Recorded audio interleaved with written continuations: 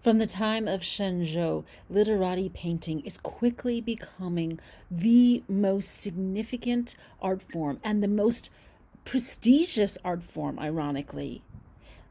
And I'll have to explain that. While the court art of the imperial court is certainly the most prestigious in the sense of expensive, impressive, sumptuous, there is a different kind of prestige, which is an intellectual prestige. And literati painting increasingly comes to carry that kind of intellectual value. And especially because of the writings of this pivotal art theorist and accomplished painter, Dong Qichang, with his famous quote, "Read 10,000 books and walk 10,000 miles." And it's a measure of his importance that the textbook gives him his own lengthy section, as they have to do, to explain his ideas and their impact on the history of art in China. Because as they say at the conclusion of this first paragraph, his ideas will fundamentally influence the way Chinese artists and viewers look at their own tradition. And in fact, the idea of tradition and one's individuality in relationship to tradition is a huge part of what he's discussing. So one can think about what he's saying, what he's writing, as answering the question, what is the relationship between an artwork and the sources that inspire it, right? Because he's thinking about artworks and the sources, meaning nature as a source for landscape painting, but also the great art of the past. Because as you've already seen in the Chinese painting tradition, there is a reverence for great art of the past. You know, when we learned about the 6 canons, there was the idea that you transmit achievements through copying. And we saw that Emperor Huizong even copied Tang Dynasty paintings. But what Dong Qichang says is those who study the old masters and do not introduce some changes are as if closed in by a fence. If one imitates the models too closely, one is often further removed from them. So he's challenging the idea of the faithful copy, and he's carving open a way for an individual, innovative approach. And so he sets up a duality. He contrasts what he calls Northern style. And as the textbook explains, this is not referring to painters located in the North. I'll show in a moment that it's actually related to schools of Zen Buddhism. So what he calls Northern style to him means a painting that emphasizes academic technical conventions, right? So precision and refinement.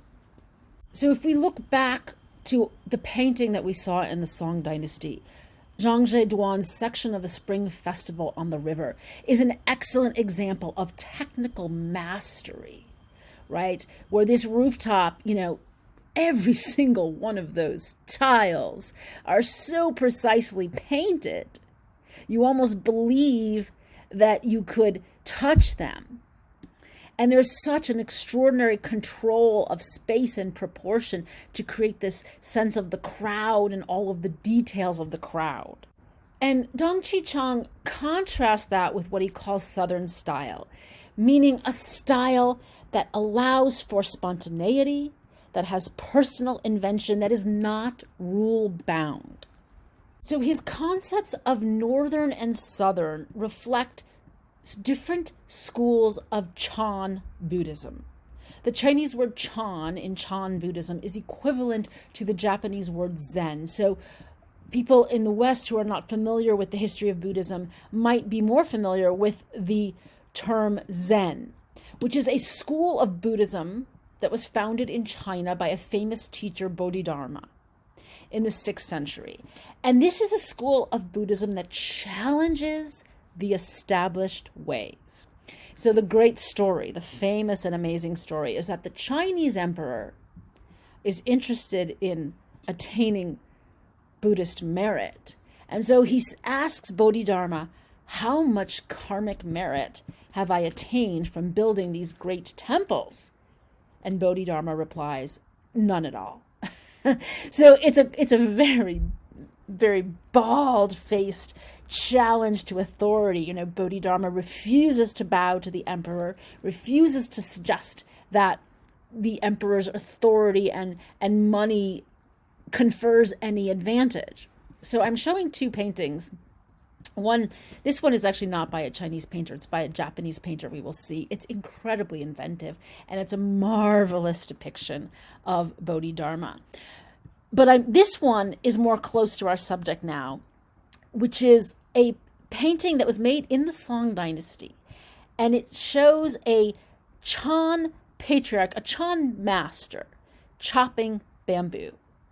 And the great story here is that in the act of just chopping the bamboo, as the knife slices through the bamboo, this very sound of the knife, the motion of the knife, creates a moment when the Chan patriarch is absolutely present and instantly awakened, instantly enlightened.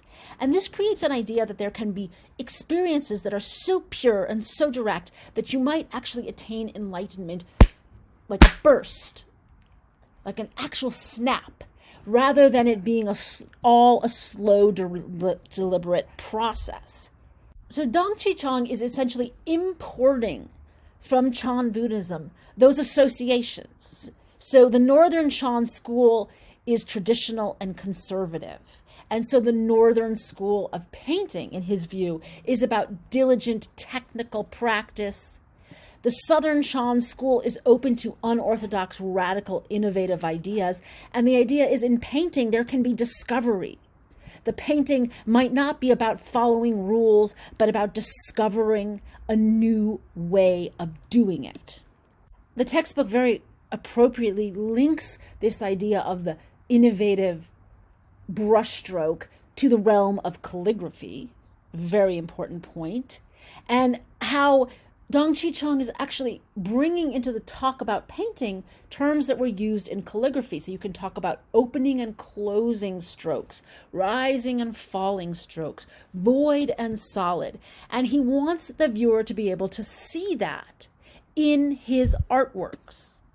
So they present this hanging scroll to talk about how space is ambiguous, as if all the elements were compressed to the surface, and how the flattening of space, trees, rocks, mountains make us more aware of the semi-abstract forms of brushstrokes.